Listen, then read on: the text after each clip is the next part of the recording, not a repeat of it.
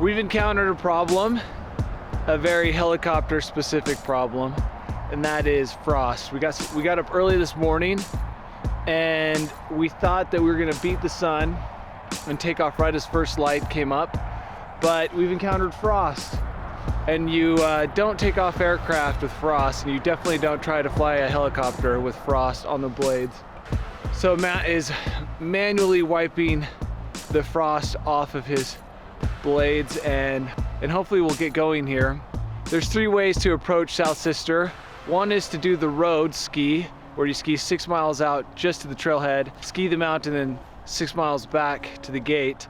Or you can do a snowmobile, which we couldn't find a rental. Or if you've got a helicopter, you can fly a helicopter to the trailhead, which is what we're going to do once we get the frost off of all the blades and can safely fly this bird. But I think as soon as the sun just peaks over the horizon, this is gonna thaw out real fast. The highs, the temperatures today are forecast to be a balmy, like 50 degrees here in Bend. So we'll get going, we'll get her done. All right, well, it was really warm in our hotel last night, but apparently it was pretty cold out here. Frost is a problem because it disrupts the smooth airflow over the blade. And you think you can take off, and you might, but you actually might fall out of the sky too, so. Matt spent probably 45 minutes trying to get the frost off of his helicopter until some people at the local flight school took pity on him and asked him or invited him to bring his helicopter into their hangar where it is currently thawing. We're going to have it thaw out for about 20 minutes and then we'll be on our way, but we're about an hour behind schedule. And so we'll see if we could make that up by picking up the pace on the uphill. We should be out of here in the next 5-10 minutes.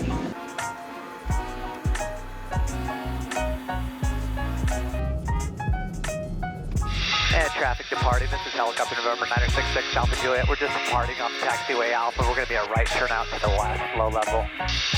Okay, we got you set then. So we're now probably an hour and a half behind schedule, but we don't feel pressure. Obstacle.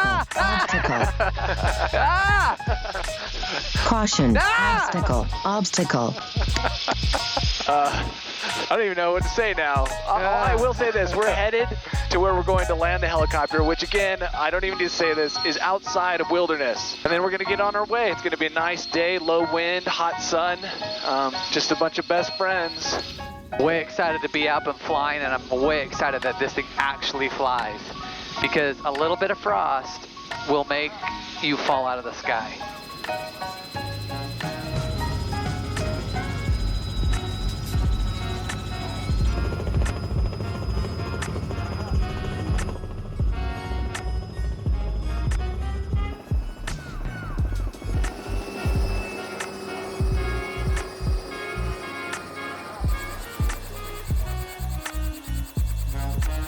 All right, the Eagle has landed.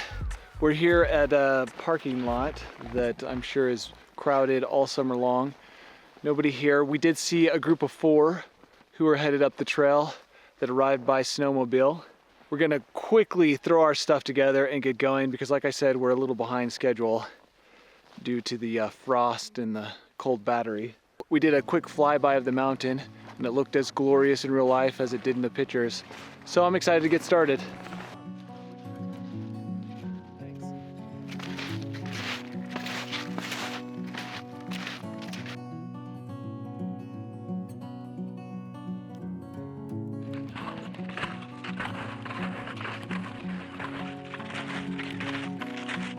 So here we are, just starting on the trailhead. It's about 24 degrees out. It's gonna be a really warm day. And lucky for us, we do have a skin track already in, so should be pretty straightforward.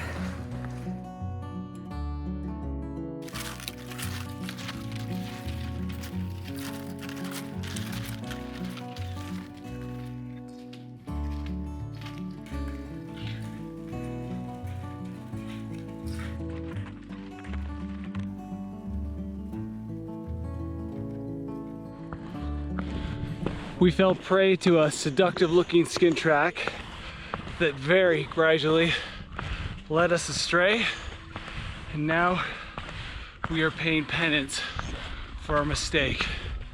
We're gonna have to work our way back over a ridge or two onto the summer trail. We should have known better, and even though we constantly consulted the map, and we're like, yeah, we're just a little bit off, eventually became a lot off, and now I guess we'll just end up being that much stronger because of the mistake.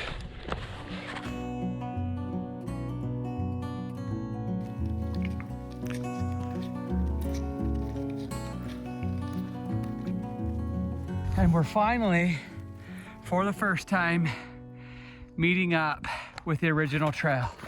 So, you know, good learning lesson. Just stick to those maps. Don't trust other people. Trust the data. Got a little ways to go, but here we go. Beautiful sunny Oregon.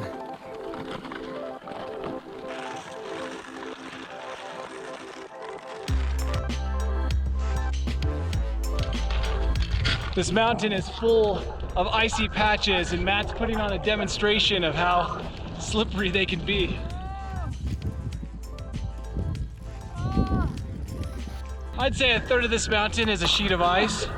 And thanks to Matt for putting on that display. I'm sure his nipples are rubbed raw now.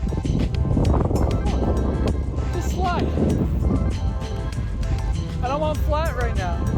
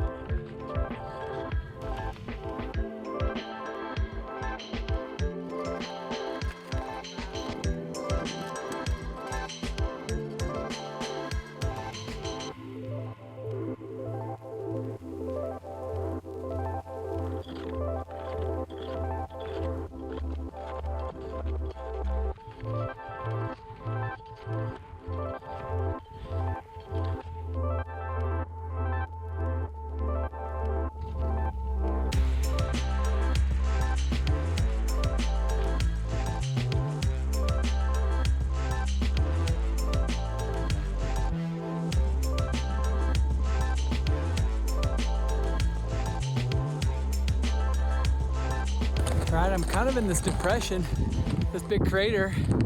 Come up 5,500 vert, just crossing it. It's about done.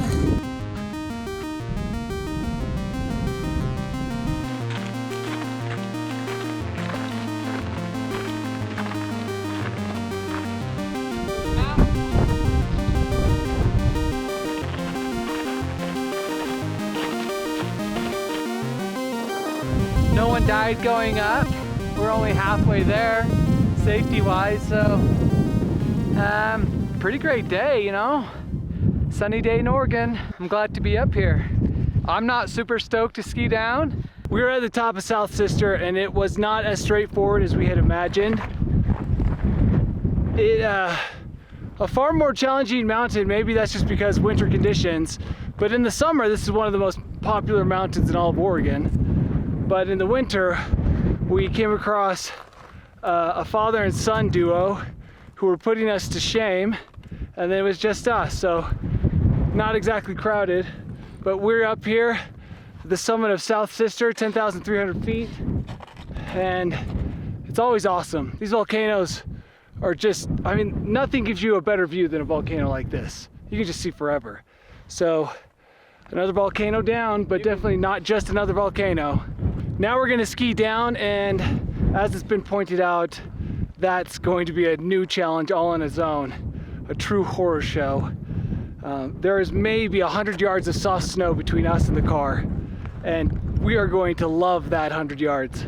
Other than that, it's sastrugi and what appears to be shark teeth, giant megalodon shark teeth of ice that stick out at an angle.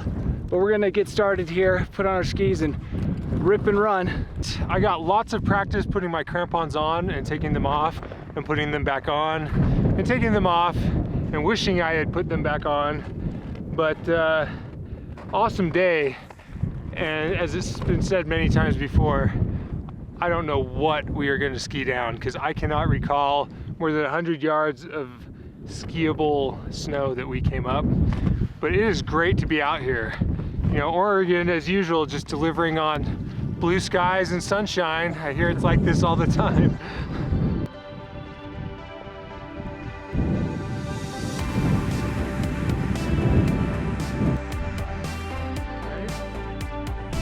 Let's go. Follow me, bro.